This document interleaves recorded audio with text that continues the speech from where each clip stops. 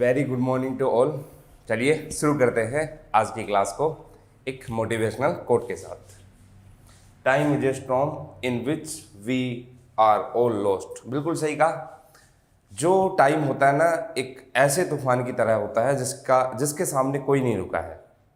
और यही कहा गया कि टाइम सबसे बड़ी रेमेडीज होती है। अगर आपने ये वाला टाइम गंवा दिया तो समझ लो कि आपने पूरा तूफान गंवा दिया। देखो, एचसीएस की जो वैकेंसीज आती है वो साल मतलब 3 to 4 ईयर्स में एक बार आती है, और वैकेंसी जो होती है वो 100 के अराउंड ही रहती है इस बार। और लास्ट टाइम थोड़ी अच्छी खासी वैकेंसीज आई थी। तो आपको ये टाइम गंवाना नहीं है। आपको इस चक्कर में नहीं पड़ना है कि यार वहाँ से भी पढ़ लेता हूँ, यहाँ से पढ़ लेता हूँ, ये भी कर लेता हूँ, वो भी कर लेता हूँ। डेडिकेशन लेवल के साथ एक चीज़ तैयार करनी है, मतलब कोई भी एक सब्जेक्ट है उसको अच्छे से तैयार करो। प्रीवियस ईयर क्वेश्चन की प्रैक्टिस करो, ज़्यादा से ज़्यादा जो अदर स्टेट के अंदर एग्जाम हुए हैं उनकी प्रैक्टिस आप अच्छे से करो, फिर देखना आपका प्रीलिम्स कहीं नहीं रुकने वाला। तो चलिए आज की क्लास को हम लोग स्टार्ट करते हैं। आज की क्लास के अंदर मैं एक नया टॉपिक लाया हूं और जिसका नाम है सेंसस, जनगणना। अब मैं एक चीज़ आप लोग को यार बता देता हूं। देखो क्या है, सिंपल सी चीज़। यहाँ पर क्या है कि हरियाणा के एग्जाम में किसी भी आप स्टेट का एग्जाम देखते हो ना, तो थोड़ी सी उस स्टेट की फैक्चुअल ज़्यादा इंफॉर्मेशन पूछता है। इसलिए मैं कोशिश कर रहा हूं कि आपके कॉन्सेप्ट के साथ साथ आपकी फैक्चुअल चीज़ें भी बताऊं। मेरे पास दो ही ऑप्शन थे, या तो मैं क्या कहते हैं ये करता कि भाई एक टॉपिक को इतना ज़्यादा खींच दूं कि उसमें सारी कॉन्सेप्ट सारी फैक्चुअल चीज़ें हो जाए, लेकिन उसमें फिर आपका सिलेबस जो है ना टाइमली कवर नहीं हो पाएगा। तो आज की क्लास के अंदर हम लोग उतना पढ़ रहे हैं जो हमारे लिए इंपॉर्टेंट है। एक्स्ट्रा चीज़ें मैं अपने आप बाहर निकाल रहा हूँ, ठीक है। अब तो चलिए स्टार्ट करते हैं आज के टॉपिक को, जिसका नाम है सेंसस। देखो भाई, तो पहले तो थोड़ा सा हिस्टोरिकल बैकग्राउंड समझते हैं और हरियाणा के कॉन्टेक्स्ट में क्या क्या है। देखो, ये जो टॉपिक है ना, ये फैक्चुअल टॉपिक भी है और कॉन्सेप्चुअल भी है, समझने वाला भी। जब मैं हरियाणा के सेंसस की बात करूंगा, हरियाणा से के पर्सपेक्टिव की बात करूंगा, तो वहां पर मैं बताऊंगा कि ऐसा क्यों हो रहा है। रीजन आप लोगों को समझ में आएगा कि अगर लिटरेसी रेट एक डिस्ट्रिक्ट के अंदर ज़्यादा पाया जा रहा है तो इसका मेन रीजन इसके पीछे का क्या है। तो देखते हैं एक बार। जो सेंसस है, पहले तो आप लोग को ये ध्यान रखना है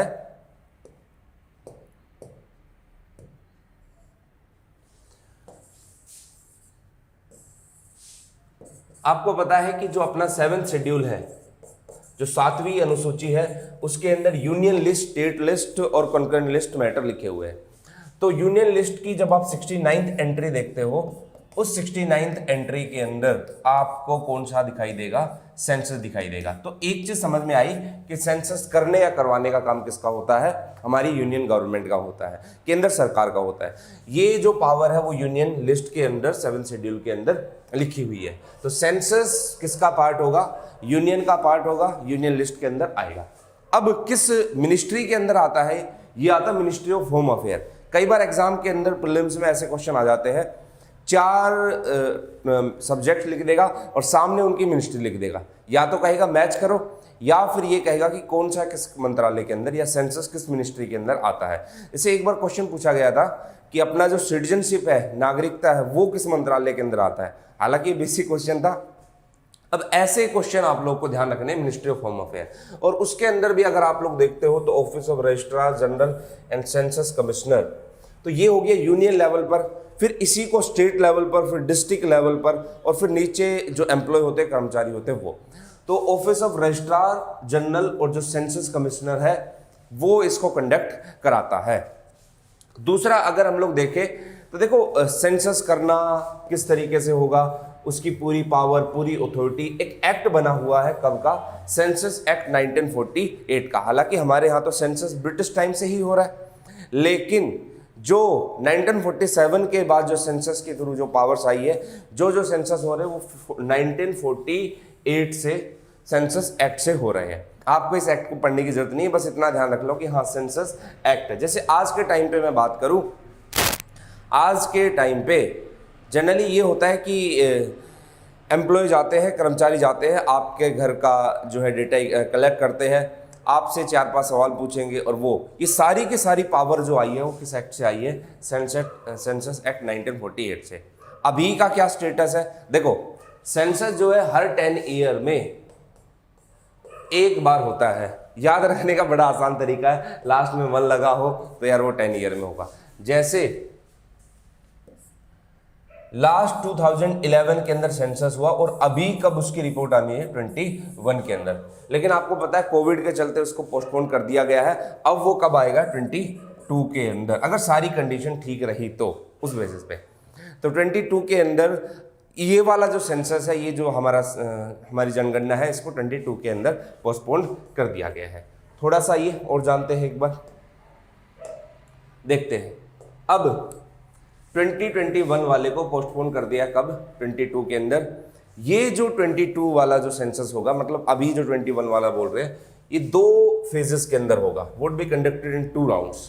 कैसे कैसे आपको समझना है। देखो, पहला जो फेज होगा वो हाउस होल्ड स्कीम, मतलब आपके घर घर जो एम्प्लॉयज़ है वो आपके घर घर जाएंगे और आपसे कुछ बेसिक क्वेश्चन पूछेंगे कि कितने बच्चे हैं और यहाँ पर कहाँ कहाँ पर, जैसे बाकी की चीज़ें वो आपसे पूछी जाएगी। अब एक चीज़ आपको ध्यान रखनी है कि अक्सर क्या होता है कि इसमें प्रॉब्लम आती है, यहाँ पर हेड काउंटिंग होगी। जब पर हेड काउंटिंग होती है ना, तो प्रॉब्लम ये आती है कि हमारे जो आप लोग के भी होंगे दूसरों को भी होंगे, कुछ स्कीम्स कुछ योजनाओं से उनको खोने का डर होता है, इसलिए वो एक्चुअल इन्फॉर्मेशन नहीं दे पाते।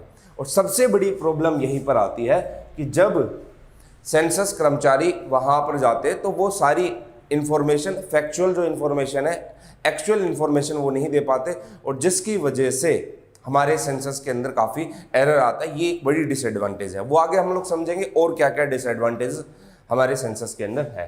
दूसरा होता है फिर सेकंड राउंड के अंदर, फर्स्ट राउंड के अंदर चुन लिया गया घरों को, और फिर सेकंड के अंदर टोटल को कलेक्ट करके फिर उसकी काउंटिंग निकाल दी जाएगी। ये अपना होगा सेकंड राउंड। हालांकि इस बार तो वो जो सिस्टम है वो कंप्लीटली कैसे होने वाला है, डिजिटली होने वाला है। तो उसके बेसिस पे हो सकता है कि जो एरर है, जो सेंसस एरर है, वो हमारे क्या हो जाए, कम हो जाए। अब एक चीज और ध्यान रखनी है कि यहां पर इस बार से एक नया चेंज आ रहा है। जब से सेक्शन 377 को अलाउ किया है, यहां पर आपने इंडियन कॉन्स्टिट्यूशन के अंदर आप लोग पढ़ोगे, तो जो अदर लिखा होता है, जहां पर मेल फीमेल और अदर लिखा होता था, उस कॉलम को चेंज कर दिया गया। चेंज करके क्या कर दिया गया है, थर्ड जेंडर। तो ध्यान रखना कि अदर वाला जो ऑप्शन है, उस अदर को हटाकर किसके अंदर चेंज कर दिया है, थर्ड जेंडर के अंदर। खैर, ये तो बेसिक बातें हुई। अब हम लोग देखते हैं कि जो हमारे पास सेंसस है उसके चैलेंजेस क्या क्या है, क्या क्या चुनौतियां आती है सेंसस पे। सबसे बड़ी प्रॉब्लम तो है कंटेंट एरर की। कंटेंट एरर का मतलब ये हुआ कि जैसे एक घर के अंदर मान लो कि 5 मेंबर है बच्चों के साथ। अब ये एक एम्प्लॉय यहां पर जाएगा और पूछता कि आपके घर के अंदर कितने बच्चे हैं और कितने मेल है, कितने फीमेल है, ये सारी जानकारी लेता है। अब हम लोग क्या करते हैं, कुछ योजनाओं से बचने के लिए हम 5 मेंबर को घटा देते हैं या अपना एक्चुअल डेटा नहीं बताते हैं। अब यहाँ पर यार एम्प्लॉय भी इतनी हेडेक तो लेगा नहीं कि नहीं मैं तो तभी जाऊँगा जब पहले सबका चेहरा दिखा दोगे मेरे को। और कई बार तो ये होता है कि ठीक है भाई, अपना नहीं पड़ोसियों का दिखा दिया। तो ये आपको यहाँ पर कंटेंट एरर दिखाई देगा, और वो इन लोगों की गलती नहीं है, वो हम लोग की गलती है। लेकिन हाँ, कई बार ये कवरेज एरर, जैसे एक एग्जांपल मैं आप लोग को बताता हूँ। जब लास्ट टाइम सेंसस हुआ था तो भाई उसकी रिपोर्ट वगैरह आई, तो उस टाइम पे मैं घर पर मौजूद नहीं था। तो घर वालों ने इन्फॉर्मेशन दे दी कि भाई एक लड़का और है और वो बाहर रहता है। मैं उस टाइम पे बाहर पढ़ता था, तो उस टाइम पे एक्चुअल रिपोर्ट नहीं थी, वो कंटेंट एरर ही उसको बोल सकते हैं। लेकिन खैर ऐसा तो नहीं कहेंगे। लेकिन अब कोई देखने थोड़ी ना आ रहा है कि है या नहीं। हाँ, राशन कार्ड वगैरह इन सब से पता चल जाता है, लेकिन बाकी इन्फॉर्मेशन भी ऐसी होती है जिसको छुपाया जा सकता है। तो ये चीज़ें आप लोग को थोड़ी सी ध्यान रखनी है कि भाई ये तो मेरे को पता चल जाएगा कि राशन कार्ड से हाँ इतने बच्चे हैं, लेकिन बाकी इन्फॉर्मेशन तो यहाँ से, क्योंकि उस टाइम पे तो आधार कार्ड तो था नहीं भाई, उस टाइम की बात कर रहा हूँ, बाकी इन्फॉर्मेशन तो हम लोग उससे पता नहीं कर सकते हैं। दूसरा क्या है, कवरेज एरर। ये सबसे बड़ी प्रॉब्लम दिखाई देती है, और ये सच बात भी है। मैं किसी के ऊपर आरोप नहीं लगा रहा हूँ, लेकिन कई बार हमारे एम्प्लॉय बचने के लिए मोटा मोटा निकाल लेते कि हाँ हमने इतने का सेंसस किया और ये रिपोर्ट हमने दर्ज की।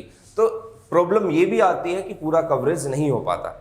इवन कई बार एक दो घर भी छूट जाते हैं। जैसे कि एग्जाम्पल के तौर पे मैं बात करूं कि जैसे गांव के अंदर ये लोग गए, अब जिस टाइम पे ये लोग जाते हैं तो हो सकता है कि उस टाइम पे गांव के लोग खेत में काम करने गए हुए, कुछ गए नहीं मिला, तो ये फिर दोबारा मान लो एक बार गए फिर नहीं मिला, तो उसके बाद आगे की टेंशन नहीं ली जाती।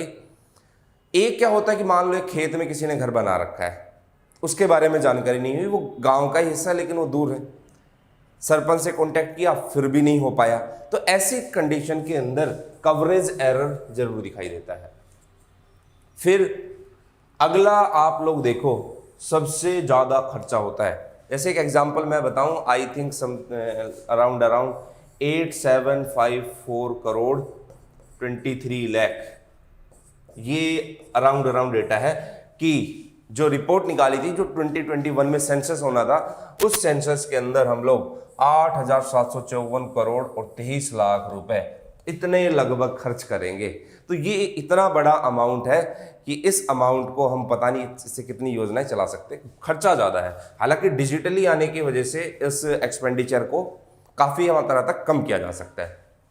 एक ये है कि due to fear of losing various scheme, जो एक्चुअल डेटा है वो छुपाया जाता है, तो बहुत सारी योजनाएं छूट जाए या फिर स्कीम्स हमारे हाथों से चली जाए, इसके खोने के डर से भी एक्चुअल इंफॉर्मेशन हमें नहीं पर चल पाती। ये हमारे पास क्या है, चैलेंजेस है, किसको लेकर, सेंसस को लेकर। तो थोड़ा सा आप लोग को ध्यान रखना है। जैसे अभी मैं आप लोग को बता देता हूं, चूंकि आपका मेंस अभी तो है नहीं, लेकिन ये जो है करंट का टॉपिक है, क्योंकि भाई 10 साल में और 100% सेंसस से क्वेश्चन पूछेगा ही पूछेगा। अब एक चीज आप लोग करना, मैं तो चूंकि हरियाणा पढ़ा रहा हूं, मैं तो आप लोग को हरियाणा करवा रहा हूं भाई। देखो अब ये टॉपिक अराउंड 2-2.5 घंटे का, तो ऑटोमेटिकली अपने आप ही इसमें सारी बातें अगर बताई जाए तो ये वाला टॉपिक आप लोग ज्योग्राफी या कोई भी टॉपिक हो, इकोनॉमिक्स हो, उसके अंदर आप लोग कंप्लीट डिटेल के अंदर इसको जान लेना, कर लेना। मेरे लिए जितना इंपॉर्टेंट है वो मैं आप लोग को करा दूंगा। देखो यार, मेरा सब्जेक्ट ऐसा है कि जिसमें से है ना सारी चीज़ें भी नहीं उठानी पड़ती दूसरे सब्जेक्ट की, और कुछ छोड़ना भी नहीं पड़ता, थोड़ी थोड़ी चीज़ें उठा लो और उसी में से थोड़े थोड़े में से बता दिया गया। चलिए अब बढ़ते हैं आगे की तरफ।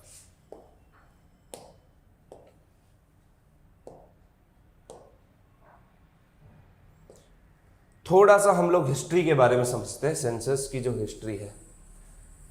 देखो आप लोग कौटिल्य चाणक्य जी का अर्थशास्त्र जब पढ़ोगे तो उन्होंने भी किसका जिक्र किया था, सेंसस का जिक्र किया गया था। इवन हमारे जो अथर्ववेद है, ऋग्वेद और अथर्ववेद, उसके अंदर भी सेंसस जनगणना का जिक्र हुआ था। और फिर जैसे उस चाणक्य बुक के अंदर जो राजा है उसकी ड्यूटीज क्या होती है, उसके कर्तव्य क्या होते हैं, राजा को क्या काम करने चाहिए, तो राजा और प्रजा का ज़्यादा संबंध बताया गया है कौटिल्य के अर्थशास्त्र के अंदर। तो जब आप उसको देखते हो तो उसमें समझ में आएगा कि यार राजा को प्रजा के साथ, और प्रजा की एक्चुअल जानकारी तो किससे आ सकती है, सेंसस से ही आ सकती है। तो उसके अंदर भी इसका जिक्र किया गया है।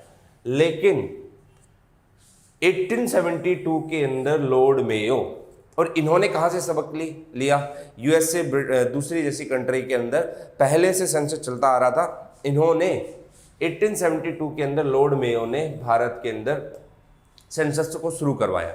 लेकिन ये जो सेंसस करवाया इसके अंदर काफ़ी प्रॉब्लम्स थी, काफ़ी लिमिटेशंस थी, इसलिए ये कंप्लीट सेंसस नहीं माना जाता। उसके बाद आप लोग देखते हो 1881 के अंदर लॉर्ड रिपन आए, और लॉर्ड रिपन से ही एक कंप्लीट सेंसस, पूर्णतः जो जनगणना है वो शुरू हुई किसके टाइम से, लॉर्ड रिपन के टाइम से। अब 1949 से मैं आप लोग को बता देता हूं, 1949 से हमारे यहाँ हर डिकेड के अंदर, हर 10 वर्षों के अंदर इंडिपेंडेंट इंडिया की क्या हो रही है, सेंसस हो रही है। ये ब्रिटिश टाइम से पहले का था। एक आप लोग को पॉइंट समझना है, जैसे आप खुल्लर साहब की बुक पढ़ते हो ज्योग्राफी की, या फिर आप सेंसस ज्योग्राफी के अंदर, ह्यूमन ज्योग्राफी के अंदर बुक्स पढ़ते हो, तो उसके अंदर आपको ये स्टैग्नेंट फेज या फिर ग्रोथ फेज दिखाई देगा, आपको हायर ग्रोथ फेज दिखाई देगा। एक चीज आपको ध्यान रखनी है, देखो क्या होता है, सारी चीजें नॉर्मली चलती है जब तक कोई एक्सटर्नल फोर्स या एक्सटर्नल पावर काम ना करे। 1911 से 21 का जो ईयर था वहां पर स्टेगनेंट पॉपुलेशन दिखाई दी, मतलब इन 10 साल के अंदर पॉपुलेशन ग्रोथ जो है वो काफी कम दिखाई दी। रीजन क्या था मैं आप लोगों को बताता हूं। 1911 से 21 का टाइम पीरियड देखो, इस टाइम पीरियड पे आपको पता है 14 से 18 तक क्या शुरू हो गया था, वर्ल्ड वॉर शुरू हो गया था। और जब ये वर्ल्ड वॉर शुरू हुआ, ये इंडिया का ही नहीं, ये बाकी कंट्री के अंदर भी स्टैग्नेंट पॉपुलेशन दिखाई देगा कि यहां पर ग्रोथ नेगेटिव में दिखाई देती है। ग्रोथ नेगेटिव का मतलब है कि 11 और 21 को जब हम लोग कंपेयर करते हैं तो 21 में कम पॉपुलेशन रही है, किसके कंपैरिजन में 11, मतलब जिस तरीके से बढ़ना चाहिए। तो 14 से 18 तक जब ये वर्ल्ड वॉर चला तो इस वर्ल्ड वॉर की वजह से काफ़ी कंट्रीज़ की इकोनॉमिक कोलैप्स हुई, अर्थव्यवस्था उनकी खराब हो गई, उसकी वजह से इन्फ्लेशन आया, महंगाई आया। जैसे कि एग्जांपल मैं आप लोगों को बताऊं, ये जो फर्स्ट वर्ल्ड वॉर हुआ जर्मनी के साथ आपको दिखाई देगा, आप ये वर्ल्ड हिस्ट्री में पढ़ते हो, वर्साई की ट्रीटी हुई थी।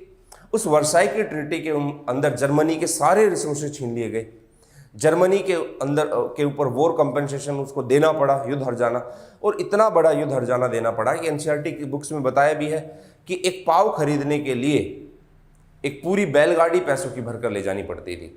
और फिर आगे चलकर एक हिटलर आता है और बोलता है कि मैं इन सारी परेशानी से बाहर निकाल दूंगा। लेकिन आपको यह ध्यान रखना है 1911 से 21 का जो फेज था ये एक स्टैग्नेंट फेज था। किसकी वजह से? वर्ल्ड वॉर की वजह से इकोनॉमिक्स कोलैप्स हो गई, उसकी वजह से इन्फ्लेशन हो गया, फेमाइन आ गया, ये सारी प्रॉब्लम यहां पर आपको दिखाई देगी।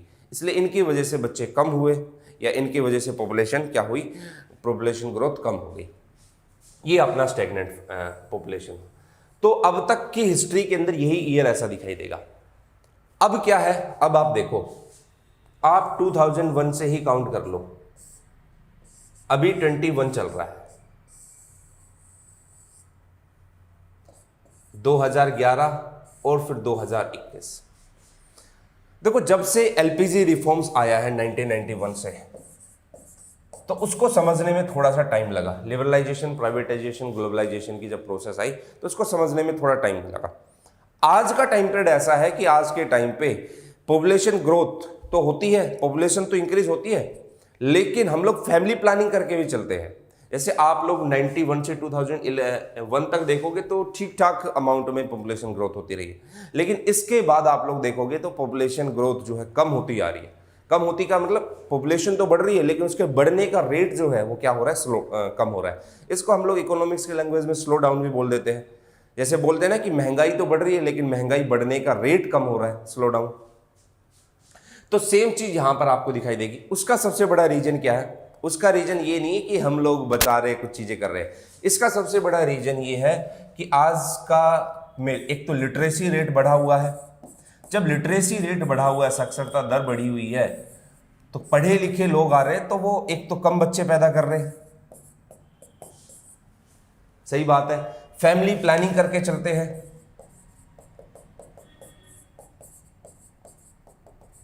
दूसरा, न्यूक्लियर फैमिली वाला कॉन्सेप्ट यहां पर निकल कर आ रहा है। तो ये कुछ चीजें आप लोग को दिखाई देगी प्रेजेंट टाइम पे। 1911 से लेकर 21 तक स्टैग्नेंट पॉपुलेशन थी। आप लोग बाकी दूसरे सब्जेक्ट के अंदर इसको डिटेल के अंदर कर लोगे। मैंने तो एक छोटा छोटा रफली आइडिया आप लोग को दे दिया। देखो कई बार क्या होता है, प्रीलिम्स में ऐसे क्वेश्चन आ जाते हैं कि which of the following statement is correct, incorrect about stagnant population, इस तरीके से। तो आपको पता होना चाहिए कि हाँ बाकी के फैक्टर जो है वो डिसाइड कर रहे हैं। अब जैसे आप लोग अभी के टाइम पे आपसे मेरे से बाकी के टॉपिक पढ़ोगे हरियाणा के, तो मैं आप लोग को रीजन बताऊंगा कि ऐसा क्यों हो रहा है, किन किन चीजों के चलते ऐसा माना जा रहा है। देखो भाई आगे बढ़ते हैं अब हम लोग। तो मैंने बताया कि at present high growth of population, लेकिन उसमें हाई ग्रोथ में उसमें क्या चल रहा है, स्लो डाउन चल रहा है, मतलब फैमिली प्लानिंग की वजह से ये है। अब देखना,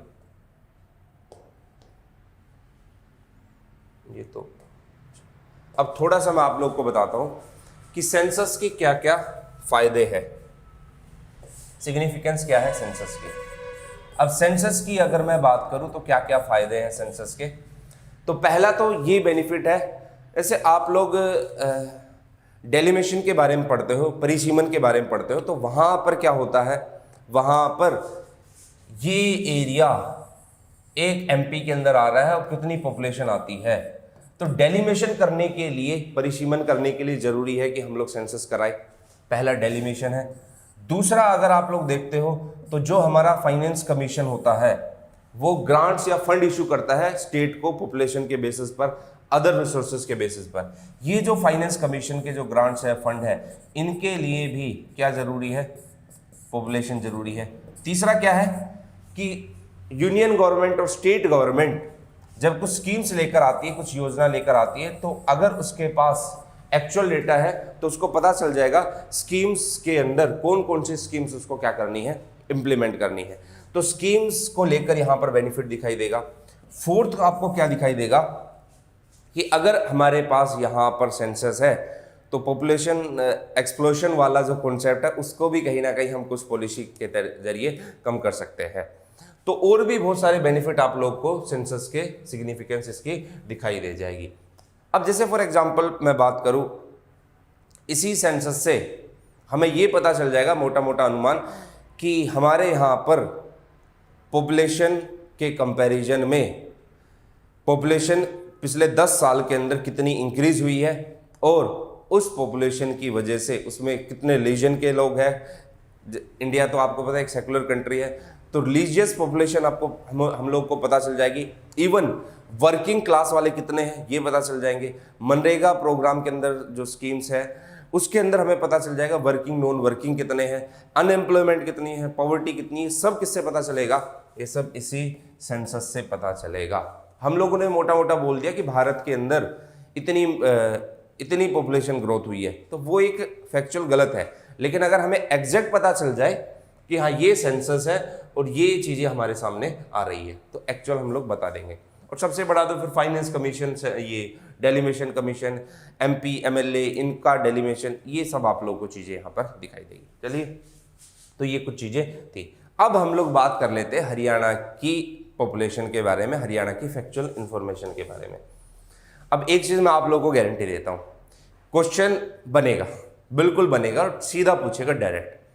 मैं यहाँ पर क्या करूँगा, आपको प्रॉब्लम ना हो रटने में, आप बार बार एक ही चीज़ को ना रटो, तो मैं आप लोगों को मोटा मोटा आइडिया दे दूंगा कि हाँ अगर ये है तो आप इजीली इसको कवर कर सकते हो। देखते हैं, ये तो हमने कल की क्लास के अंदर भी देखा था। बेसिक डेटा ऑफ हरियाणा का एरिया इतना है 44,212, डिवीजन 6 है, पहले भी मैंने बताया, डिस्ट्रिक्ट 22 है, सब डिवीजन 73 है, तहसील 93 है, सब तहसील 50 है, विलेज 6841 है और ग्राम पंचायत 6212 है। ये लास्ट क्लास के अंदर भी हम लोगों ने कवर किया था।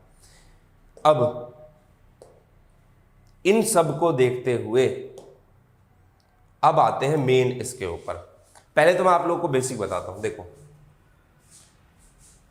पहले तो पॉपुलेशन के ऊपर आप आओ, सॉरी,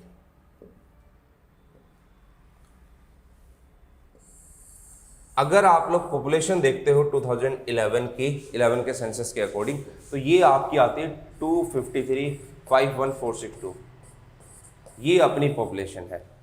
अब इंडिया की पॉपुलेशन आपको पता है कितनी है, 121 करोड़। अगर इस पॉपुलेशन के अंदर मेल पॉपुलेशन देखते हैं तो 134,94734 और फीमेल पॉपुलेशन देखते हैं तो 118,56728। इसका एक रीजन मैं आप लोग को और बताता हूं। देखो, मेल पॉपुलेशन और फीमेल पॉपुलेशन ये जो दोनों है, ये डिपेंड इस चीज पे भी करती है कि हमारे यहां पर एक तो जो सेक्स रेशियो है वो कितना है। अब यार हरियाणा है ना, हमेशा से एक चीज में बदनाम रहा है, ठीक है, मैं भी हरियाणा से हूं लेकिन कहूंगा हमारे यहाँ हरियाणा बदनाम रहा है कि सेक्स रेशियो बहुत कम है, 879 सेक्स रेशियो है। और सेक्स रेशियो कम होने का जो रीजन, एक्चुअल रीजन है, वो आपको पता और वो मेरे को पता है। हम लोग जिस सोसाइटी में, जिस समाज में रहते थे, और ये सोसाइटी आज भी उन्हीं रीति रिवाज पर बना हुआ है जो पहले के चलते आ रहे हैं। खाप पंचायत अभी कुछ टाइम पहले तक हरियाणा के अंदर काफ़ी एक्टिव थी और मैंने डिसीजन भी देखे, ऐसी कोई बात नहीं है। देखो, हरियाणा में मैं जो बात करूँगा किताबी बातें नहीं करूँगा। हरियाणा की जो कोई भी चीज़ें शेयर करूँगा वो मेरा पर्सनल एक्सपीरियंस होगा। तो ये मत सोचना कि टीचर किताब से देखकर बता रहा है ये सारी चीज़ें, एक्चुअल में ऐसा होता नहीं है। ग्राउंड रियलिटी आपको पता है और ग्राउंड रियलिटी मेरे को पता है, ठीक है। मैं आरोप नहीं लगा रहा, लेकिन हाँ जो चीज़ें एक्चुअल है उसके बारे में हम लोग बात कर रहे हैं। तो देखो, तो ये तो कम होना एक रीजन ये भी है कि हरियाणा का सेक्स रेशियो क्या रहा है, कम रहा है। सेक्स रेशियो कम रहा है तो जाहिर सी बात है फीमेल की पॉपुलेशन भी क्या रहेगी, कम रहेगी। वो तो मैं धन्यवाद देना चाहूँगा हमारे मुख्यमंत्री जी का, बेटी बचाओ बेटी पढ़ाओ योजना को ये लेकर आए और आज हमारा सेक्स रेशियो जहाँ 879 था, आज हमारा सेक्स रेशियो 913 पर 913 पर पहुँच रहा है। और ये एक दिन देखना केरल के बराबर भी जाएगा। दूसरा, अगर आप लोग देखते हो तो देखो हरियाणा नाम से पता चल रहा है। अब ये तो आपको समझ में आ गया कि मेल पॉपुलेशन कितनी है, फीमेल पॉपुलेशन कितनी है। हरियाणा के कुछ डिस्ट्रिक्ट को आप छोड़ दो, अब हरियाणा ही है दूध दही का खाना, तो हरियाणा कहां बसता है? ज्यादातर हमारे यहाँ क्या है, विलेजेस है, गांव है। अब आप देखो 6841 विलेजेस है और मैंने यहां पर लिखा है टाउन, शहर कितने हैं, 154, सिर्फ 154, और गांव कितने हैं, 6841। इसके कंपैरिजन में टाउन्स कुछ भी नहीं है। अब क्या चीज इससे समझनी है? इससे ये चीज समझनी है कि अगर आप लोग देखोगे तो हमारे यहाँ शहर और दूसरा गांव, गांव ज्यादा है तो गांव की पॉपुलेशन भी क्या होगी, ज्यादा होगी। और डिफरेंस देखो कितना है। इसलिए रूरल पॉपुलेशन की अगर परसेंटेज ओवरऑल देखते हो तो 65.12% है, लेकिन अर्बन पॉपुलेशन अगर आप लोग देखते हो 34.88 है। एग्जैक्ट याद ना रहे कोई दिक्कत नहीं है। रूरल 65% है, अर्बन क्या है 35%। लेकिन अब एक चेंजेस मैं आप लोग को पहले ही बता देता हूं। देखो 65% रूरल है, 35% क्या है, अर्बन है। ये कब है? 2011 के सेंसस के अकॉर्डिंग। पिछले कुछ साल के अंदर हरियाणा के अंदर काफी चेंजेस आए हैं और आपको पता है कि गांव से शहर की तरफ लोग पलायन कर रहे हैं, जा रहे हैं, चाहे वो नौकरी के लिए हो चाहे वो अदर काम के लिए हो। इसी का एग्जांपल मैं बताऊं आप लोगों को। आज शहर जाना एक तरीके से ये भी हो गया है कि जैसे वो सोचते हैं कि यार गांव के अंदर हम अपने बच्चों को उतनी अच्छी परवरिश नहीं दे सकते, ऐसा मानना है लोगों का, और शहर के अंदर हमारी अच्छी पढ़ाई हो जाएगी। हालांकि शहर में उसको ज़्यादा बिगड़ना है ठीक है बच्चे को। तो गांव से शहर की तरफ कुछ लोग नौकरी के कारण आते हैं, कुछ लोग अपने बच्चे के भविष्य के कारण आते हैं। मैं एग्जाम्पल दूंगा, ठीक है। कैसे एग्जाम्पल? जैसे मेरे एक दोस्त है, उनके बच्चे अभी 7th-8th क्लास के अंदर पढ़ते हैं, तो नौकरी अच्छी है उनकी, और वो मेरे को बोलने लगे कि यार मेरे को है ना गांव छोड़ के जाना, शहर की तरफ शिफ्ट होना है। तो मैंने पूछा उससे क्यों? तो उसने कहा कि यार गांव के अंदर इन लोगों को ऐसा माहौल मिला हुआ है कि ये ना तो हमारी बात सुनते हैं और पिटते हैं तो बोलते हैं पीट लो, कोई फर्क नहीं पड़ने वाला। माहौल ठीक नहीं है, थोड़ा सा संभल नहीं पा रहे हैं। तो मैंने कहा कि फिर कहाँ जाओगे? फिर कहा कि मतलब गांव घर छोड़कर शहर के अंदर एक अपना रूम वगैरह ले लेंगे, कोई अच्छा सा फ्लैट देख लेंगे और वहाँ पर इनकी आगे की 12th तक की पढ़ाई कराएंगे, इतने समझदार हो जाएंगे, फिर वापस आ जाएंगे। अब ये सोच है भाई साहब की। तो आप सोच सकते हो कि गांव को छोड़कर जब लोग शहर की तरफ आ रहे हैं तो उसका फर्क इसके ऊपर भी पड़ेगा। तो 2022 का जो सेंसस आएगा हरियाणा के पर्सपेक्टिव में, तो उसके अंदर तो भाई ये चेंजेस होना है, लॉजिक लगाना है यार खुद से। तो ये चीज आप लोगों को यहां पर दिखाई देगी। अगला देखना है, तो परसेंटेज ओवरऑल समझ में आ गया। अब डेंसिटी, जनसंख्या घनत्व, डेंसिटी, ये क्या होती है अब देखो समझना है।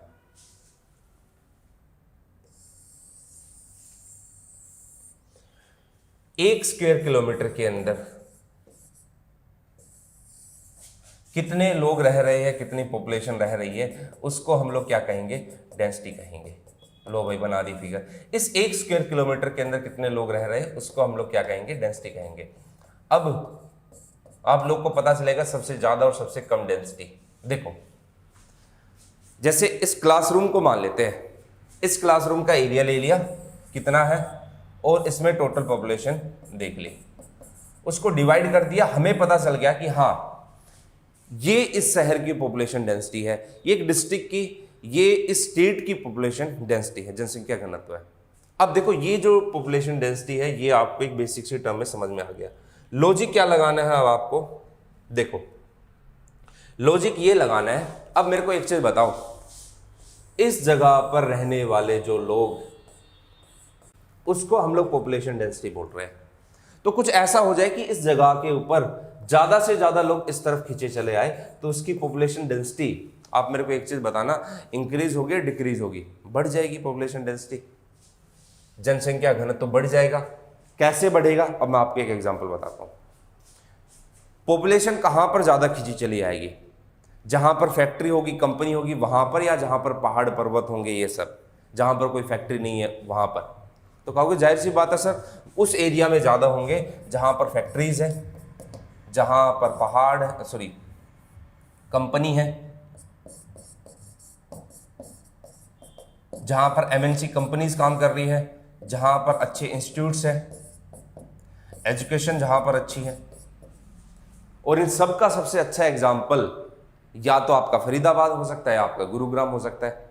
तो आप एक चीज देखो, फरीदाबाद और गुरुग्राम के पिछले 10 साल के अंदर पॉपुलेशन डेंसिटी काफी बढ़ी है। उसका रीजन क्या है कि नई नई एमएनसी कंपनीज का होना, एजुकेशन इंस्टीट्यूट का होना, उसके अलावा फैक्ट्रीज का होना। तो ये यहाँ पर आपको दिखाई देगा, जहां पर फैक्ट्रियल एरिया होगा, कंपनी होगी, इंडस्ट्रियल एरिया होगा, वहां की पॉपुलेशन डेंसिटी आपको क्या मिलेगी? अदर डिस्ट्रिक्ट के कंपैरिजन में ज्यादा मिलेगी। अब एक चीज देखो, एरिया भी डिपेंड करता है।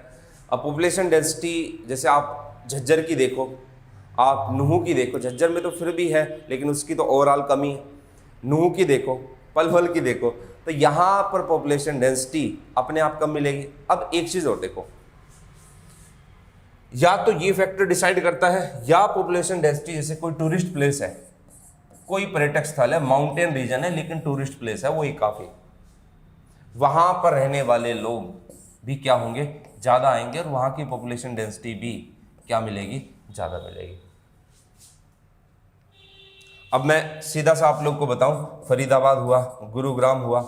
अब जैसे एक पर्टिकुलर एरिया की उसने बात कर दी, आपको ये पता है कि यार इस एरिया में हमारे पास फैक्ट्री, कंपनी, एजुकेशन इंस्टीट्यूट, ये सारी चीजें ज्यादा है, तो यहाँ की पॉपुलेशन डेंसिटी अपने आप क्या मिलनी है? ज्यादा मिलनी है। तो ज्यादा लॉजिक लगाना ही नहीं है। गुरुग्राम की क्यों है? रीजन समझ में आ गया, फैक्ट्री, कंपनी, ये सारी चीजें आप लोग को गुरुग्राम में ज्यादा दिखाई देगी। इसलिए यहाँ पर काम करने के लिए अदर स्टेट से, दूसरे स्टेट से भी क्या आते हैं? बाहर बाहर से बंदे आते हैं और वो रहते हैं, तो उस एरिया की डेंसिटी क्या हो जाएगी? इंक्रीज हो जाएगी। ये चीज आपको समझनी है। अब देखते हैं आगे। देखो मैं हर चीज है ना आप लोग को लॉजिक के साथ बताऊंगा, तो हर चीज के पीछे ये नहीं कि आपको रट लिया 573 स्क्वायर किलोमीटर, इसका मतलब ये होगा 1 किलोमीटर स्क्वायर के अंदर इतने लोग रह रहे हैं, ये इसकी क्या हो गई? डेंसिटी हो गई। अब लिटरेसी रेट की हम लोग बात करते हैं। देखो भाई, आप लोग देखते हो लिटरेट पॉपुलेशन की अगर हम लोग बात करें तो लिटरेसी रेट 75.6% दिखाई देगा, जो कि काफी है। सुनना, देखो कोई भी ऐसा स्टेट जहां पर आपको कंपनीज दिखाई दे, जो एक तरीके के डेवलप्ड स्टेट दिखाई दे, जहां का इंफ्रास्ट्रक्चर आपको मजबूत दिखाई दे, जहां इन्वेस्ट करने के लिए फॉरेन कंपनी या फॉरेन इन्वेस्ट ज्यादा हो रहा है जिस एरिया के अंदर, तो उस वहां पर लिटरेसी रेट ऑटोमेटिकली क्या मिलेगा? ज्यादा मिलेगा। एक एग्जांपल मैं आप लोग को बताता हूं। फरीदाबाद रीजन है, बहुत साल पहले तक वहां पर फैक्ट्री, कंपनी कुछ नहीं था। रेवाड़ी का बावल रीजन है, फैक्ट्री, कंपनी कुछ नहीं थी कुछ टाइम पहले तक, कुछ सालों पहले तक। आज के टाइम पे वहां पर फैक्ट्री भी है, कंपनीज भी है। तो उन फैक्ट्री, कंपनी के अंदर सिर्फ वो एम्प्लॉय आएंगे जो अनपढ़ है, या काम करने वाले पढ़े लिखे वो भी आएंगे? कहोगे सर बिल्कुल आएंगे। आईटी हब के रूप में गुरुग्राम उभर रहा है, तो अब ऐसा तो है नहीं कि सारे जो आएंगे तो वो अनपढ़ के अनपढ़ ही सारे लोग आएंगे, नहीं। आईटी के लिए, काम करने के लिए स्किल्ड लेबर चाहिए, और स्किल्ड लेबर क्या होना चाहिए? पढ़ा लिखा होना चाहिए। कुछ टाइम के बाद वो यहीं शिफ्ट हो जाएगा। तो आप खुद एक चीज देखो कि हरियाणा जो स्टेट है, वहाँ पर आपको लिटरेसी रेट क्या दिखाई देगा, ज़्यादा दिखाई देगा। और यही क्यों, आप कहीं का भी एग्जाम्पल देख लो, वहाँ का लिटरेसी रेट ज़्यादा दिखाई देगा। आप टूरिस्ट प्लेस में देखते हो तो वहाँ के लोग है ना, स्कूल वगैरह थोड़ा कम जाते हैं, लेकिन वो इंग्लिश काफ़ी अच्छी बोलते हैं, क्योंकि उनका मेन पेशा, मेन ऑक्यूपेशन ही क्या है, टूरिस्ट को बहलाना फुसलाना, ठीक है। तो ये है, तो वहाँ पर वो वाली चीज़ें ज़्यादा मिलेगी, यहाँ पर ये चीज़ें आप लोग को ज़्यादा मिलेगी। अब देखो लिटरेसी रेट कहाँ पर कम होगा, लिटरेसी रेट ऐसी जगह पर कम होगा जहाँ पर आज भी माना जाता है कि नहीं हमारी बच्चियाँ तो स्कूल नहीं जाएगी, या फिर आप एक देखो, कोई इस चीज़ को पर्सनली नहीं लेगा, don't take it personally, Muslim community के अंदर जाकर देखो, वहाँ पर वो एक अच्छी बात है कि वो कुरान, आयत, इस्लाम, इनकी एजुकेशन प्रॉपर देते हैं, लेकिन स्कूली एजुकेशन उनकी क्या रहती है, कम रहती है। और सबसे अच्छा एग्जाम्पल मैं आपको बताऊं तो नूह का एग्जाम्पल देख लो, मेवात का एग्जाम्पल देखो, वहाँ पर मुस्लिम कम्युनिटी ज़्यादा है, लेकिन वहाँ पर लिटरेसी रेट क्या है, कम है। सबसे बड़ा फैक्टर आज के टाइम पे वहाँ पर भी जो बच्चे हैं, जो बच्ची है वो स्कूल नहीं जाती है। और दूसरा क्या है कि वो जो रीजन है, उस रीजन के अंदर इतना डेवलपमेंट नहीं हो रहा है, उसको नूह या नूह डिस्ट्रिक्ट को हरियाणा के एक बीमारू स्टेट डिस्ट्रिक्ट के रूप में भी देखा जाता है।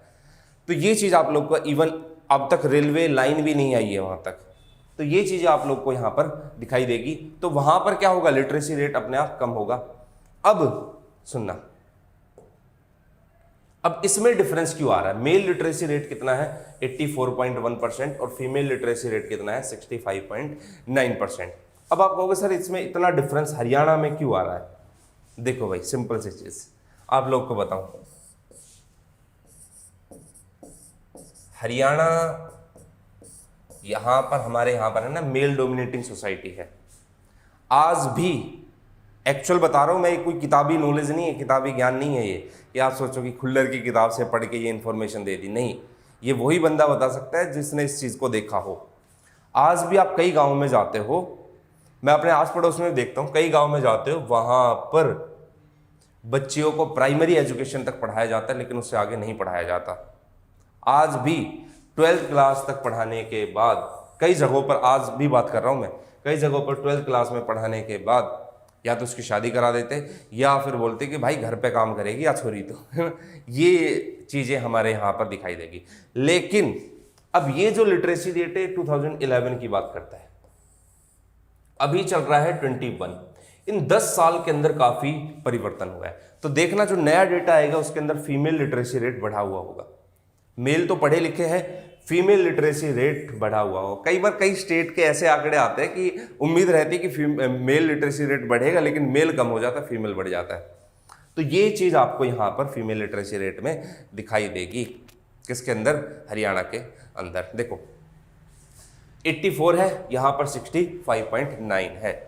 हाँ, अभी 2011 के बाद 2021 है, तो इसके अंदर ही फीमेल लिटरेसी रेट ऑटोमेटिकली बढ़ेगा ही बढ़ेगा। मेल लिटरेसी रेट में कोई ज़्यादा फर्क पड़ने वाला है नहीं, क्योंकि ये तो पहले भी वैसे ही थे और हम आज भी उसी तरीके से पढ़ रहे हैं, लेकिन ये इंक्रीज होगा, वो एक अच्छा इंडिकेशन है।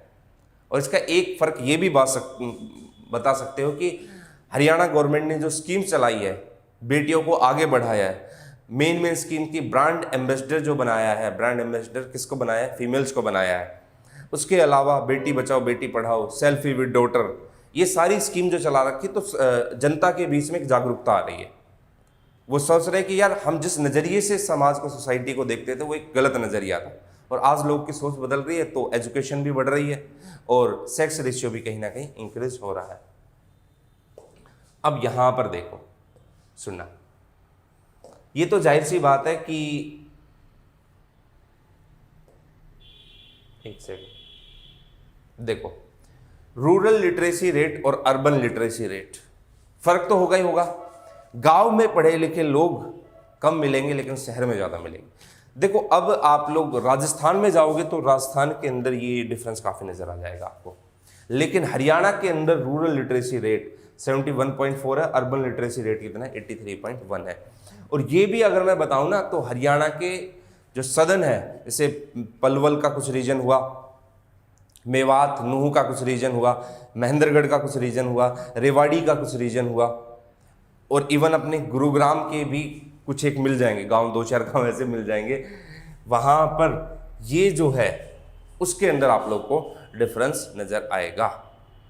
तो गांव का जो ये लिटरेसी रेट जो हो रहा है ना, ओवरऑल तो आप लोग देखो, क्योंकि एक तो हरियाणा के अंदर एक अच्छा हब बना हुआ है एजुकेशन का भी और बाकी सब का भी, कंपनी वगैरह का भी, उसकी वजह से ये डिफरेंस नहीं नज़र आ रहा ज़्यादा। ये जो थोड़ा बहुत डिफरेंस है वो कुछ डिस्ट्रिक्ट जो मैंने हरियाणा की गिनवाई उनकी वजह से, और सबसे बड़ा फैक्टर तो आपको पलवल का दिखाई देगा, आपको किसका दिखाई देगा, नूह का दिखाई देगा, महेंद्रगढ़ का कुछ दिखाई देगा, यहाँ का आपको ज़्यादा दिखाई देगा, उसकी वजह से ये इतना आ रहा, वरना ज़्यादा डिफरेंस नहीं रहेगा। देखो, तो थोड़ा सा डेटा याद रखना आपको, और याद रखने का तरीका मैंने आप लोग को लॉजिक समझा दिया है कि इस तरीके से आप लोग को ध्यान में रखना है। अब देखो, ये तो बेसिक इंफॉर्मेशन की बात हुई अपनी। हरियाणा का एरिया है इतना। अब अगर आप लोग देखते हो, हरियाणा 21वां स्टेट आता है हमारे यहाँ जो स्टेट है। देखो, ये 2021 का सेंसस नहीं आया, तो कुछ चीज़ें हम लोग पुरानी उठाएंगे 11 वाली, और कुछ चीज़ें एक दो नहीं उठाएंगे।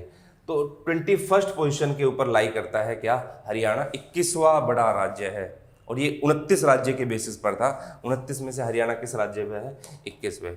अगर हरियाणा लार्जेस्ट एरिया देखते हो हरियाणा का, तो कौन सा दिखाई देगा, सिरसा। पहले बता देता हूं मैं आप लोग को, सितंबर 2016 के अंदर भिवानी से अलग होकर क्या बना, चरखी दादरी बना।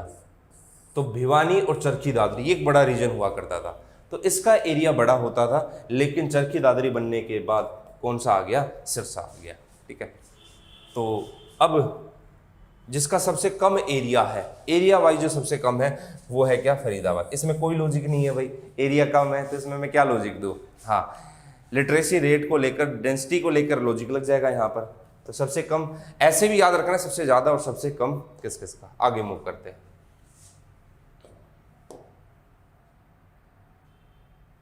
देखो भाई, अब पॉपुलेशन वाइज अगर देखते हो आप लोग, population 2,53,51,462। Mail population, female population मैंने आप लोग को पहले ही बता दी। और ध्यान रखना कि अगर पॉपुलेशन के टर्म में बात करें तो 18th पोजीशन पे ये आएगा। अब यहां पर देखो, सबसे ज्यादा पॉपुलेशन वाला स्टेट कौन सा है, फरीदाबाद। रीजन आप लोग को समझाता हूं। सबसे कम वाला कौन सा है, अपना पंचकुला। सबसे ज्यादा फरीदाबाद के अंदर अराउंड आपको 18 लाख पॉपुलेशन दिखाई देगी, 18 लाख इसके फरीदाबाद की, और 565 के अराउंड, मतलब 5.5 लाख के अराउंड किसकी है, पंचकुला की है। तो ये आपको ध्यान रखना है कि फरीदाबाद जो है वो मोस्ट पॉपुलेशन वाला है, और लीस्ट पॉपुलेशन वाला कौन सा है, पंचकुला है। रीजन समझना आप लोग को कि क्यों है। देखो सुनना, फरीदाबाद की ज्यादा पॉपुलेशन होने का सबसे बड़ा रीजन ये है, वही आप खुद बता दोगे। एक तो दिल्ली नियर बाई हो गया। ऐसे एक एग्जांपल मैं आप लोग को बताता हूं, जो दिल्ली का बदरपुर वाला रीजन है, ये वाला जो फरीदाबाद से कुछ दूरी पर है, फरीदाबाद में लोग रहते हैं और कहाँ की तरफ आते काम करने के लिए, दिल्ली की तरफ। तो दिल्ली का में पॉपुलेशन डेंसिटी ज़्यादा है, तो दिल्ली के लोग किस तरफ शिफ्ट हो रहे हैं, फरीदाबाद नियर बाई शिफ्ट हो रहे हैं। और दूसरा यहाँ पर फैक्ट्रीज, कंपनीज, ये आप लोग को काफ़ी मात्रा में दिखाई देगी।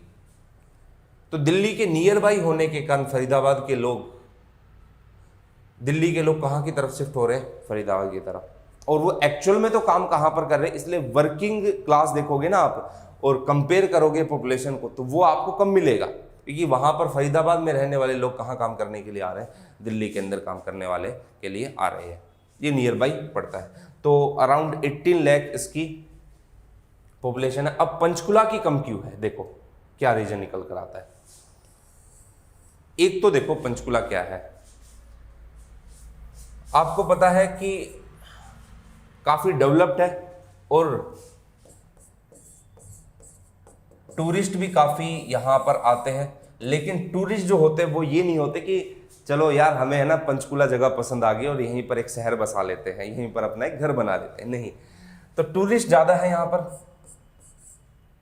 जैसे मोरनी की पहाड़ियों को छोटा नैनीताल भी कहा जाता है, तो आप देखना वहाँ पर कितनी भीड़ रहती है। दूसरा माउंटेनियस रीजन है, और कोई भी जो माउंटेन रीजन होता है वहाँ पर लोग थोड़ा कम जाना पसंद करते हैं। ये मैं नहीं बोल रहा, खुल्लर साहब बोल रहे हैं। तो माउंटेन रीजन है, टूरिस्ट प्लेस है, तो लोग यहाँ पर आएंगे तो सही, लेकिन यहाँ पर रहने के लिए नहीं आएंगे। इसलिए पॉपुलेशन यहाँ पर, दूसरे कोई फैक्टर नहीं है कि लोग। एक चीज़ और मैं आप लोग को बता देता हूँ, अपने नियर बाई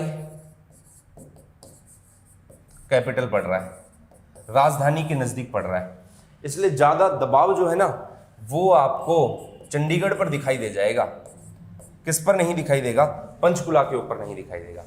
मतलब फरीदाबाद और दिल्ली ये तो इतना है कि इजीली एक टाइम के लिए ट्रेवल कर ले, लेकिन पंचकुला और इसके बीच की दूरी आपको ठीक ठाक मिलेगी। तो कोई भी व्यक्ति अगर रह रहा है, बाकी सारी चीज़ें सेम है, तो वो चंडीगढ़ रहना पसंद करेगा कंपेयर किसके? पंचकुला के। तो एक रीजन आप लोग को ये समझ में आया है, इसकी कम पॉपुलेशन होने का लिस्ट पॉपुलस स्टेट है। देखो मैं एक चीज़ आप लोग को पहले ही बता देता हूँ, कोई भी फैक्चुअल पॉइंट बताऊंगा, कोई भी इंफॉर्मेशन आप लोग को दूंगा, तो ऐसा नहीं है कि मैं अपनी तरफ से कुछ भी बोल रहा हूं। जो इंफॉर्मेशन होगी या तो जो भी इंफॉर्मेशन होगी या तो वो किसकी होगी, या तो वो इंफॉर्मेशन होगी जो स्टैंडर्ड बुक्स है उसकी, या फिर वो इंफॉर्मेशन होगी किसकी, आपको दिखाई देगा कि जो प्रैक्टिकली जो चीज़ें मैंने देखी उसके। तो ये चीज़ आप लोग को यहाँ पर पॉपुलेशन के मामले में दिखाई देगा। अब मैं आप लोग को आगे दिखाऊंगा भी कि कौन सा घटते क्रम में इसमें है। अब आते हैं हम लोग सेक्स रेशियो के ऊपर। यार अपने स्टेट की है ना बुराई करने में भी शर्म आती है, पढ़ाने में भी ये वाला topic. Sex ratio, women over 1000 man, 1000 के पीछे कितनी महिलाएं हैं, ये हो गया क्या? Sex ratio. और बड़े यार शर्म की बात है कहते हुए कि Haryana ranks in India terms of sex, ये 11 वाला सेंसस है, 29 पोजीशन, मतलब सबसे लास्ट पोजीशन पर आता है क्या? हरियाणा। सेक्स रेशियो यहाँ का कितना है? 879। हाँ, एक दो किताबों में 877 लिख दिया, लेकिन 879 इतने ज़्यादा नहीं जाना है। मतलब 1000 पुरुषों पर कितनी वुमेन है? 879 है। ये एट प्रेजेंट यहां पर हमें फक्र होगा, एट प्रेजेंट ये कितना हो चुका है? 913 एट प्रेजेंट ये पहुंच चुका है, जो कि एक अच्छी बात है। पहुंचने का कारण बेटी बचाओ बेटी पढ़ाओ योजना, सेल्फी विद डॉटर, बेटियों को लेकर इतनी स्कीम सरकार ने चला रखी, वन स्टॉप सेंटर चला रखे, उनको इन चीज़ों को देखते हुए यहाँ पर एक अच्छी लोगों के अंदर जागरूकता आ रही है। देखो कुछ स्कीम्स ऐसी होती है जो डायरेक्ट इम्पैक्ट डालती है, कुछ स्कीम्स ऐसी होती है जिससे हम लोग प्रभावित होते हैं और फिर वो चीज़ें लागू होती है। देखो अब अगर हम लोग हाईएस्ट और लोवेस्ट सेक्स रेशियो की बात करें तो हरियाणा की पोजीशन लास्ट पोजीशन है, ठीक है। हाईएस्ट सेक्स रेशियो जो डिस्ट्रिक्ट होगी वो कहां पर होगी? मेवात के अंदर। रीजन क्या है? देखो कोई भी आप लोग मुस्लिम डिस्ट्रिक्ट देखते हो या मुस्लिम रीजन देखते हो, वहां पर आपको सेक्स रेशियो ज्यादा मिलेगा ही मिलेगा। कहोगे सर ऐसा क्यों? शादियां ज्यादा होती है, बच्चे ज्यादा होते हैं, और एक मुस्लिम के अंदर एक दो चीजें बड़ी अच्छी है। हम लोग यहां पर एक बेटियों को एक अलग नजरिए से देखते हैं, और वो नजरिया यहां पर आप लोग को दिखाई नहीं देगा इनके अंदर। हाँ, एजुकेशन में जरूर दिखाई देगा, लेकिन बाकी ऐसा कोई ज्यादा दिखाई नहीं देगा। तो मुस्लिम के अंदर सेक्स रेशियो ज्यादा ही मिलेगा। मेवात जो कि नूह है 904 है, और सबसे कम मिलेगा क्या? गुरुग्राम के अंदर। गुरुग्राम में कम होने का रीजन एक ये भी है कि गुरुग्राम के अंदर आपको दिखाई देगा कि कुछ टाइम पहले तक हमारे यहाँ पर रीजन ये भी था कि माना जाता था कि अगर पहला बच्चा हुआ है या पहली लड़की हुई है, तो देखो यार खुलकर मैं बोल नहीं सकता, लेकिन प्रॉब्लम जो है वो जेन्युइन प्रॉब्लम है। अब यहाँ के लोग पता क्या होते थे, प्रॉब्लम क्या है, मैं भी यहीं से हूँ तो भाई खुलकर बोल सकता हूँ। ये सोच होती थी कि यार पहला अगर बेटा हो जाए तो बेस्ट है, ये सोच होती थी।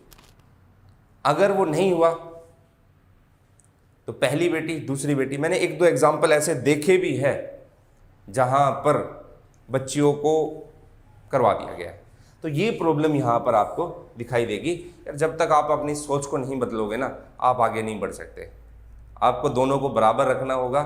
और मैं तो ये भी कहना चाहूँगा कि आज के टाइम पे जैसे जब से ये हमारी दंगल मूवी आई है, तो उसमें इतना अच्छा कॉन्सेप्ट दिखाया है कि हाँ थोड़ी बहुत प्रेरणा मिली है कि हाँ भाई ये भी इस फील्ड के अंदर आगे जा सकती है, वरना हम लोग तो यार एक अलग ही नज़रिए पे चलते थे। तो गुरुग्राम का सेक्स रेशियो 854 है। हाँ, एक सोनीपत भी कम नहीं है, सोनीपत का सेक्स रेशियो 855 होता था। अब एक चीज़ मैं आप लोग को बताऊं, अब एग्जाम्पल के तौर पे डिस्ट्रिक्ट का नाम नहीं लूंगा मैं, XYZ डिस्ट्रिक्ट में भ्रूण हत्या ज़्यादा होती थी। देखो ये है भ्रूण हत्या, मान लो कि XYZ डिस्ट्रिक्ट के अंदर ज़्यादा हो रही है।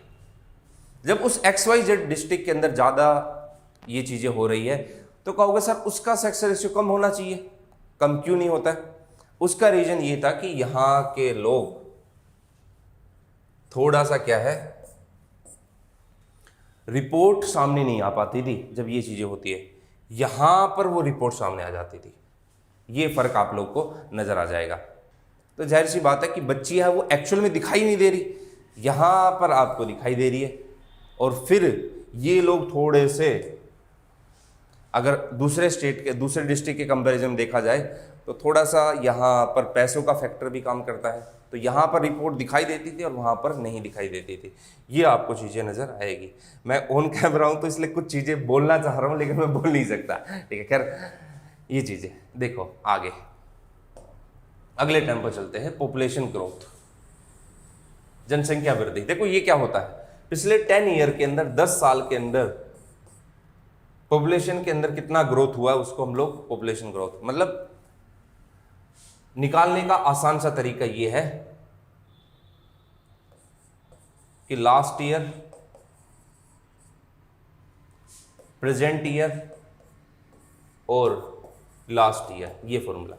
प्रेजेंट ईयर में कितनी पॉपुलेशन है माइनस करो लास्ट ईयर में और डिवाइड कर दो लास्ट ईयर की जो है, इसको हम लोग क्या कहेंगे, पॉपुलेशन ग्रोथ कहेंगे।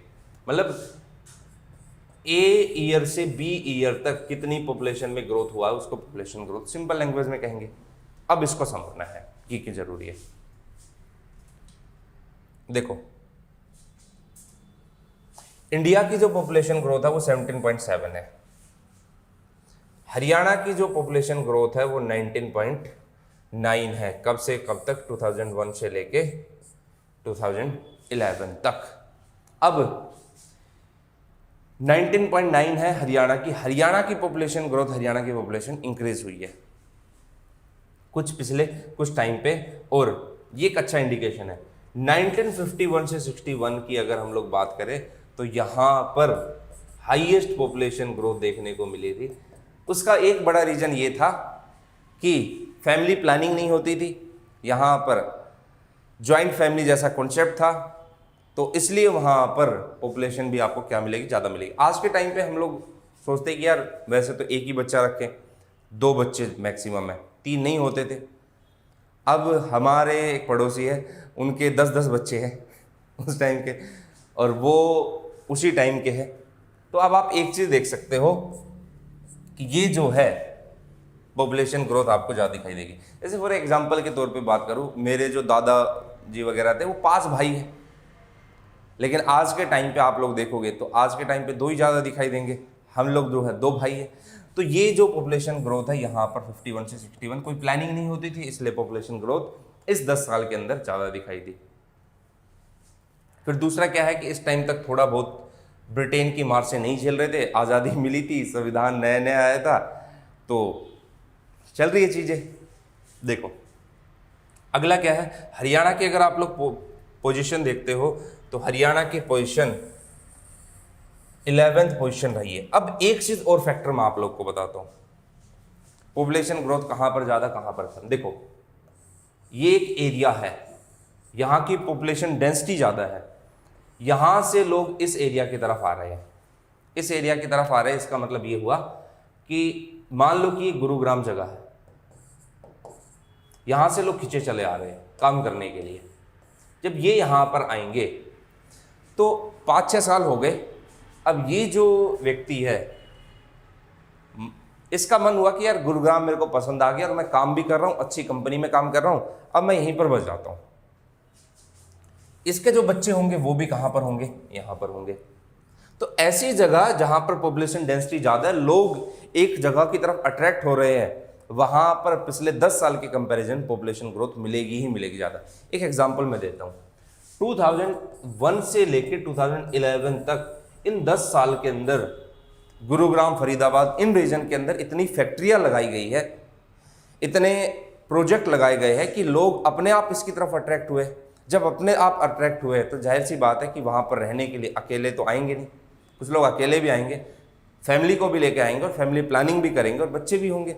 तो ये एक प्रकार से आपको दिखाई देगा गुरुग्राम के अंदर हाईएस्ट पॉपुलेशन ग्रोथ मिलेगी। और कौन सी पोजीशन पर है ये, 11th पोजीशन के अंदर। आप खुद बता सकते हो, अच्छा सर गुरुग्राम में ज्यादा होगी, फरीदाबाद में ज्यादा होगी, कम कहां पर है, कम है यहां पर, कहां पर, झज्जर के अंदर। लेकिन क्योंकि इस टाइम तक झज्जर के अंदर कोई ऐसा प्रोजेक्ट चल नहीं रहा था, झज्जर के अंदर लोग किसी भी एक रीजन के लिए खींचे नहीं आ रहे थे। हाँ, झज्जर के अंदर तो यार भिंडावास, खपड़वास है, उसको देखने के लिए तो बसने नहीं आएंगे, ऐसा कोई फैक्टर नहीं था। फिर यार झज्जर है ना, प्रॉब्लम क्या थी एक और बताता हूँ, पॉपुलेशन ग्रोथ कम क्यों है। झज्जर की लैंड भी इतनी ज़्यादा फर्टाइल नहीं है कि हमें एक मेन रीजन मिल जाए कि हम इस तरफ खींचे चले आए।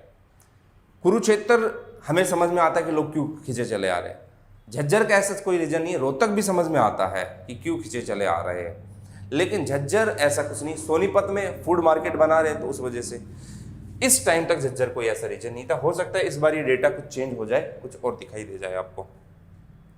तो पॉपुलेशन ग्रोथ आपको सबसे कम झज्जर में दिखाई देगी।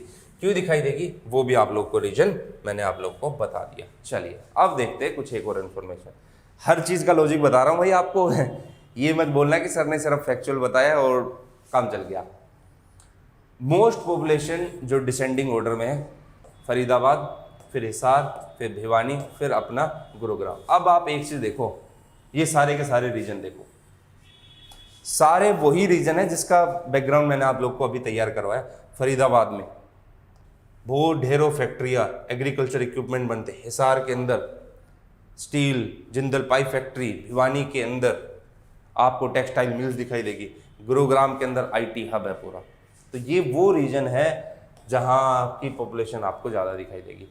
मिनिमम पॉपुलेशन वाले अब देखो, जो 10 साल के अंदर कम रहे, पंचकुला, रेवाड़ी, महेंद्रगढ़, फतेहाबाद, यहाँ की पॉपुलेशन क्या रहेगी, यहाँ की पॉपुलेशन मिनिमम रहेगी। रीजन मैंने आप लोग को समझा दिया। हाँ, इस बार हो सकता है रेवाड़ी का ये वाला जो डेटा है वो थोड़ा सा चेंज हो जाए, क्योंकि 2011 से 2021-20 पिछले 8-9 साल के अंदर फरीदाबाद को बराबर की टक्कर दे रहा है कौन, रेवाड़ी। लेकिन हाँ, महेंद्रगढ़ की पोजीशन लगभग वही रहेगी, सेम रहेगी। ऐसे एक एग्जांपल मैं आप लोग को बताता हूँ। महेंद्रगढ़ एजुकेशन के मामले में काफ़ी ऊपर चल रहा है, अच्छे अच्छे स्कूल्स हैं वहाँ पर, कॉलेजेस है, तो एजुकेशन को लेकर वहाँ पर पॉपुलेशन ज़्यादा दिखाई देगी। लेकिन दूसरा कोई रीजन वहाँ पर दिखाई नहीं देगा। ऐसे मेरी जो एजुकेशन है 11th-12th की सेकेंडरी जो एजुकेशन है वो भी मैंने महेंद्रगढ़ से ही की है। लेकिन आज भी अब मैं कहीं जब महेंद्रगढ़ जाता हूँ तो एजुकेशन के रूप में उसको अल्टरनेट के तौर पे देखता हूँ। लेकिन कोई ये सोचे कि नहीं हमें वहाँ पर बाकी दूसरे तरीके से जाना है, तो वो नहीं है। तो ये आपको दिखाई देगा। अगला लास्ट आपका फतेहाबाद। ये कुछ इनके डिसेंडिंग ऑर्डर के अंदर पॉपुलेशन रही है जो आपको मोटे मोटे तौर पर ध्यान रखनी है।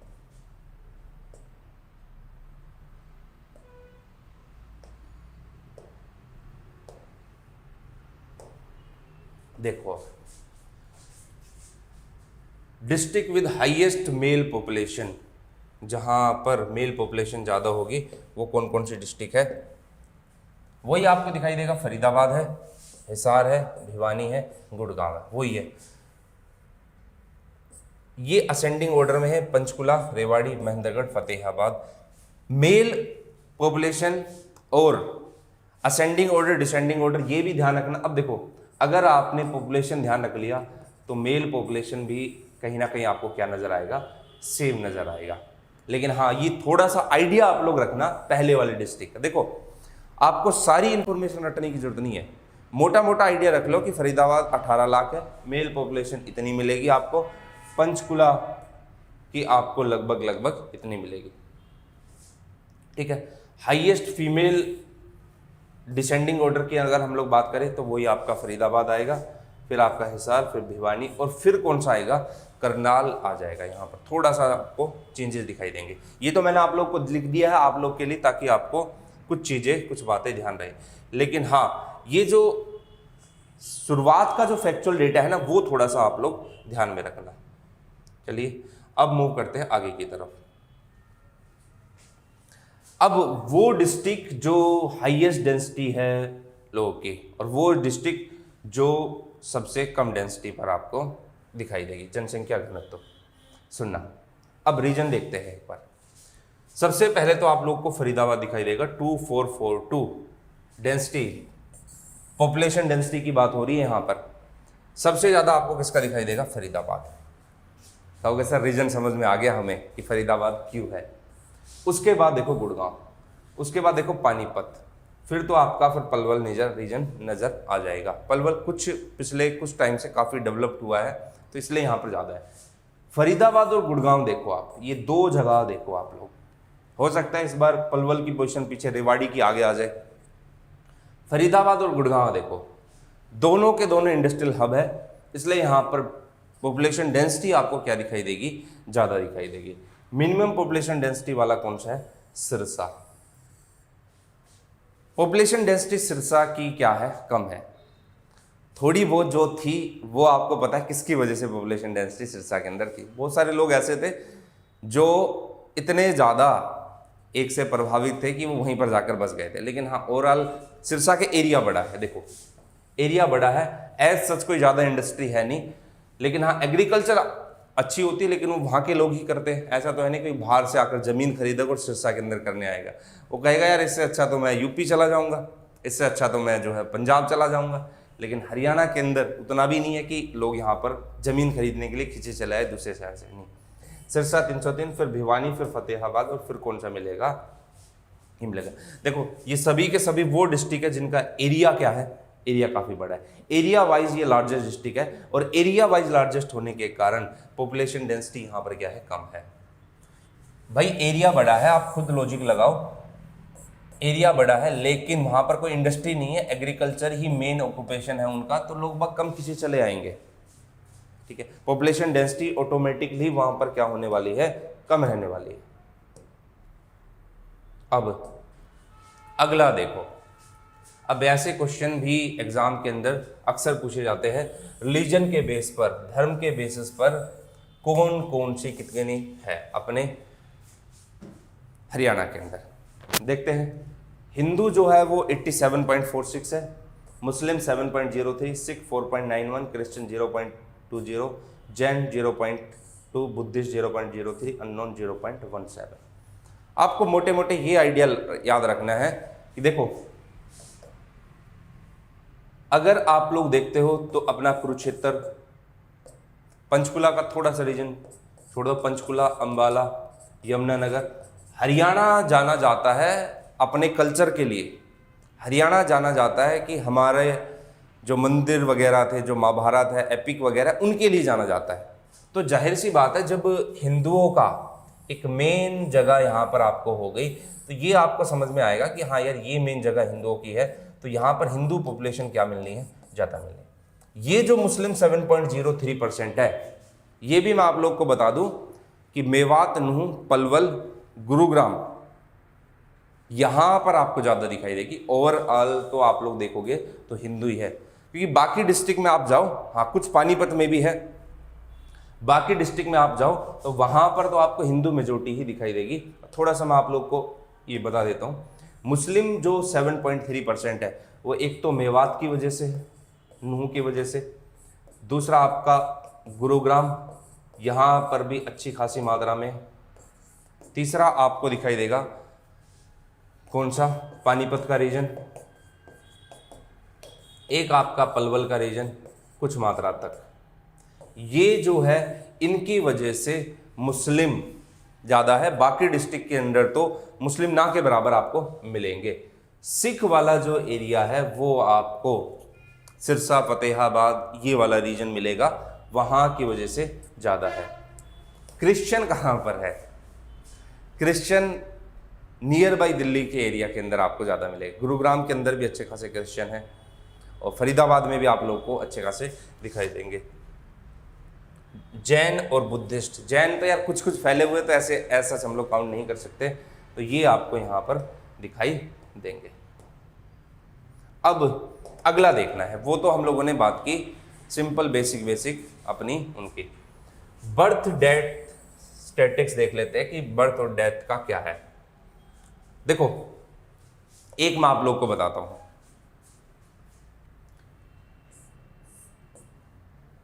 यहां पर मैंने लिखा सेक्स रेशियो एट बर्थ, जन्म के समय जो लिंग अनुपात था। अभी का जो सेक्स रेशियो देखते हैं वो हम लोग देखते हैं कि हाँ भाई प्रेजेंट टाइम पे कितने हैं, जन्म के समय कितनी बच्चियों ने जन्म लिया और कितने बच्चों ने जन्म लिया। अब यहां पर आपको मेल पर 100 फीमेल दिखाई देगा 119, sex ratio at birth males दिखाई देगा पर फीमेल पे कितने 119, मतलब यहां पर भी फीमेल कम है। हाईएस्ट सेक्स रेशियो बर्थ कितना कहां पर है, ये आपको दिखाई देगा महेंद्रगढ़ के अंदर। District with lowest sex ratio at birth पर 100 फीमेल, ये आपको कहां पर दिखाई देगा, पंचकुला के अंदर। महेंद्रगढ़ में ज्यादा और पंचकुला के अंदर कम दिखाई देगा।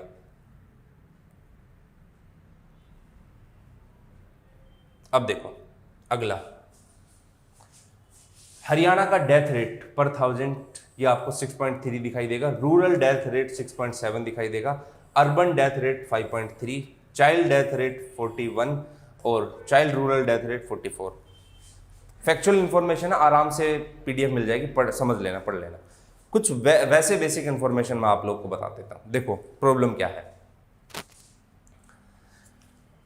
कि ये इतना फ्लैक्चुएशन, ये सारी चीजें कैसे है, मैं आपको एक बेसिक सा लॉजिक बताता हूं, सिंपल सा। क्या लॉजिक है? देखो हरियाणा के अंदर सबसे बड़ी प्रॉब्लम क्या है, एक टाइम ऐसा आया था कि हमारे पास रोहतक रीजन के अंदर, इसके अंदर काफ़ी बीमारियां फैल गई थी, तो उस बीमारी के चलते काफ़ी बच्चों की डेथ भी हुई। दूसरा क्या है हमारे यहाँ पर कि हरियाणा के अंदर, दूसरे स्टेट में ज़्यादा दिक्कत दिखाई देगी, हरियाणा में नहीं। एक टाइम ऐसा आया था कि हरियाणा के अंदर, आज तो खैर उतना नहीं दिखाई देता, बच्चे को बराबर पोषण नहीं मिल पाता था। जब बच्चे को बराबर न्यूट्रिशन नहीं मिल पा रहा है, माँ को न्यूट्रिशन नहीं मिल पा रहा है, क्योंकि थोड़ा सा मेल डोमिनेटिंग सोसाइटी है, तो ये कोई फ़र्क भी ज़्यादा नहीं पड़ता था एक टाइम पे कि कुछ पढ़े लिखे ग्रुप को छोड़ दो, आप गांव में जाओगे आप ऐसी जगह पर, वहाँ पर अगर माँ के पेट में बच्चा पल रहा है तो उसको उसी नज़रिए से देखा जाता था जैसे वो माँ पहले थी। अब बच्चे को न्यूट्रिशन नहीं मिल रहा है बराबर अमाउंट में, डेवलपमेंट नहीं हो पा रहा है बच्चे का, तो कुछ टाइम के बाद बच्चे की डेथ हो जाती थी। ये प्रॉब्लम वहाँ पर नज़र आती थी। एक प्रॉब्लम क्या नज़र आती थी कि हमारे यहाँ पर कुछ डिस्ट्रिक्ट के अंदर पॉवर्टी अब भी दिखाई देगी, गरीबी अब भी दिखाई देगी। बच्चा पल तो रहा है लेकिन बच्चे को वो सफिशिएंट अमाउंट नहीं मिल पाया, किसका, प्रोटीन का, बाकी चीज़ों का, और वो बच्चे की फिर एक टाइम के बाद डेथ हो गई। तो ये कुछ प्रॉब्लम हरियाणा के अंदर, कुछ डिस्ट्रिक्ट के अंदर, ये सारी की सारी चीज़ें आप लोग को दिखाई देगी। उसी बेसिस पर ये फ्लक्चुएशंस आप लोग को दिखाई देंगे। बच्चियों का कम जन्म हुआ किसी खास चीज़ पर, भ्रूण हत्या। दूसरा क्या है, डेटा छुपा भी दिया जाता है कई बार कि बच्चियों को एज ए काउंट नहीं करते हम लोग। ये चीज़ें भी, कुछ चीज़ें आप लोग को दिखाई देगी। तो ये चीज़ आप लोग को थोड़ी बहुत ध्यान रखनी है कि क्या कुछ है। तो देखो भाई सुनना, अब एक चीज आप लोग को बेसिक समझ में आ गई। वो क्या समझ में आ गई कि हरियाणा के अंदर आप लोग पंचकुला से स्टार्ट हो, पंचकुला से लेकर आप चले जाओ हरियाणा के सदर्न पार्ट में, किसी भी एक डिस्ट्रिक्ट को आप पकड़ लो। अगर उस डिस्ट्रिक्ट के अंदर किसी भी चीज की कमी मिल रही है या कोई भी ज़्यादा चीज़ है, कोई भी कमी चीज़ है, सेक्स रेशियो ज़्यादा है कम है, या फिर वहाँ पर पॉपुलेशन डेंसिटी ज़्यादा है पॉपुलेशन डेंसिटी कम है, तो कुछ नहीं करना, आपको ये देखना है कि वो स्टेट, उस स्टेट का एक तो एरिया, उस स्टेट के अंदर कंपनीज कितनी है, उस स्टेट के अंदर इंडस्ट्री कितनी है, और ये जो स्टेट है वो एक डेवलप्ड स्टेट के रूप में दिखाई दे रहा है, इंफ्रास्ट्रक्चर इसका डेवलप्ड है या नहीं है उसमें दिखाई दे रहा नहीं, आपको अपने आप उसका जवाब मिल जाएगा। जैसे आप कोई भी स्टेट, कोई भी डिस्ट्रिक्ट के बारे में बोलते हो कि सर ये डिस्ट्रिक्ट है, इसके अंदर ये है और ऐसा क्यों हो रहा है, तो उस क्यों का रीजन आप लोग को, इस क्लास को आप लोग अच्छे समझ गए होंगे, तो आपको उस क्यों का रीजन समझ में आ जाएगा। अब मैं एक एग्जांपल बताता हूं, देखो कुछ एक वैसे एग्जांपल मान लेते। बेसिक आइडिया क्या होता है, बेसिक आइडिया ये होता है कि जहां पर रेनफॉल ज्यादा होती है जिस रीजन में, जनरल आइडिया, एक रीजन वो है जो माउंटेनियस रीजन है, एक रीजन वो है जो कौन सा रीजन है, प्लेन रीजन है, एक रीजन है इंडस्ट्रियल एरिया वाला,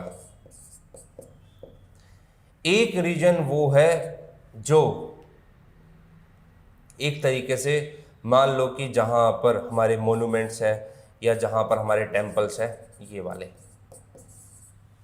अब इनको देखते हैं, जहां पर रेनफॉल ज्यादा होगी वहां पर आपको वेजिटेशन ज्यादा दिखाई देगा, फ्लोरा एंड फोना ज्यादा दिखाई देगा, और ऐसी जगहों पर इजिली लोग बाग क्या करेंगे, शिफ्टिंग करेंगे ऐसी जगहों पर। वहीं दूसरी जगह आप लोग देखते हो माउंटेनियस रीजन, माउंटेन का क्षेत्र है, वहां पर लोग रहना कम पसंद करेंगे, कम लोग रहेंगे। हाँ, अगर वो टूरिस्ट प्लेस है तो वहां पर टूरिस्ट हब के रूप में आपको दिखाई दे जाएगा, प्लेन एरिया में ज़्यादा रहेंगे, इंडस्ट्रियल में और ज़्यादा रहेंगे। अब जहाँ पर मोन्यूमेंट टेम्पल ज़्यादा है तो वहाँ पर उस कम्युनिटी के लोग भी क्या करेंगे, ज़्यादा खींचे चले आएंगे। ये चीज़ें आप लोग को कुछ फैक्टर दिखाई देंगे, बाकी भी और भी बहुत सारे फैक्टर होते हैं, लेकिन वो आप लोग डिटेल के अंदर ज्योग्राफी या इकोनॉमिक्स या उस वाले पोर्शन सेंसस वाले में पढ़ लेना। मैंने हरियाणा के पर्सपेक्टिव में एक एक चीज़ का लॉजिक बता दिया आपको, कैसे कैसे चीज़ होती है वो आप लोग को समझा दिया। चलिए तो मिलते हैं अब नेक्स्ट क्लास के अंदर एक नए टॉपिक के साथ। Thank you very much.